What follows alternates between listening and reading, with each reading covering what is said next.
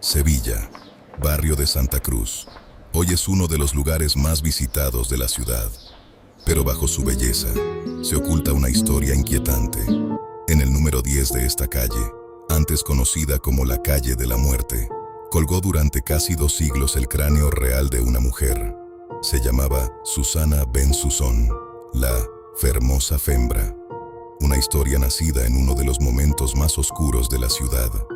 Un tiempo en el que una palabra equivocada podía costarte la vida.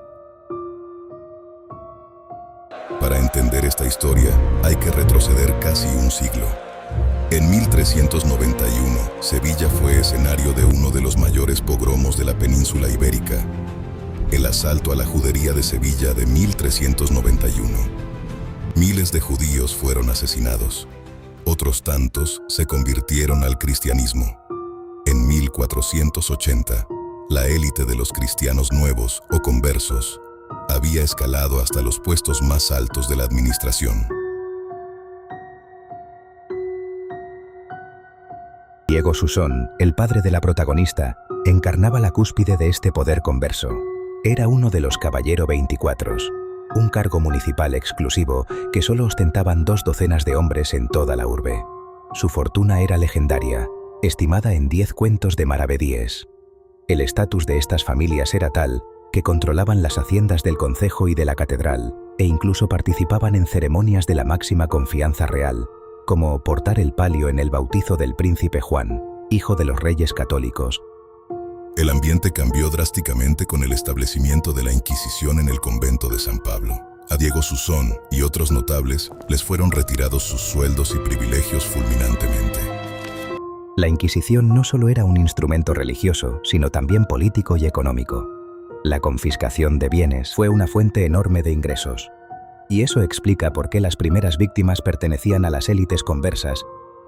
Privados de sus cargos, vigilados y temiendo por sus vidas, varios conversos prominentes comenzaron a reunirse en secreto. Entre ellos estaban Abolafia, el perfumado, recaudador de aduanas, y Pedro Fernández Benadeva, mayordomo de la catedral que guardaba en su casa armas suficientes para equipar a 100 hombres.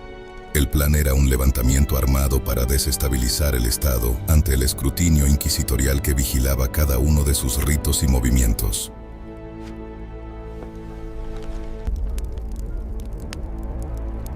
Susona, hija de Diego Susón, vivía atrapada entre 2 mundos, el de su familia y el de su amante cristiano. Según la leyenda, al enterarse de que el complot incluía un ataque inminente y temer por la vida de su caballero, decidió confesarle el secreto.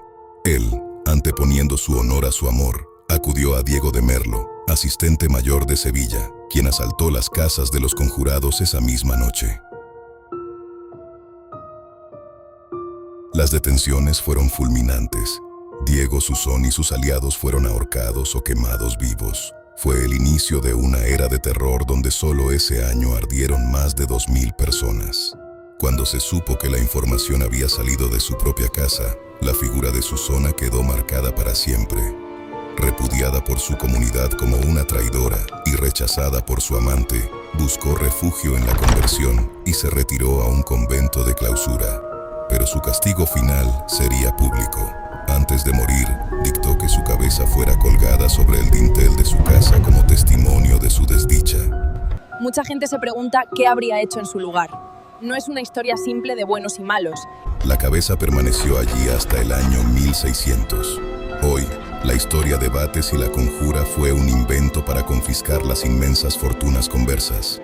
Así que, ¿qué parte de esta historia es real? Sabemos que Diego Susón fue real y fue ejecutado. Sin embargo, algunos registros mencionan a Luis de Medina como el posible delator, quien fue recompensado con el cargo de receptor de los bienes confiscados tras el proceso. La figura de Susona, aunque basada en hechos terribles, ha sido moldeada por el imaginario romántico posterior.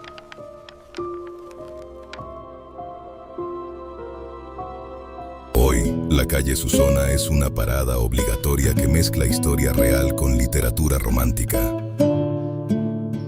Esta leyenda aporta identidad al imaginario de Sevilla. Antes se contaba más como una advertencia moralizante. Al final, en este rincón de la antigua judería, la belleza y la muerte siguen caminando de la mano. separadas apenas por el barniz de un azulejo.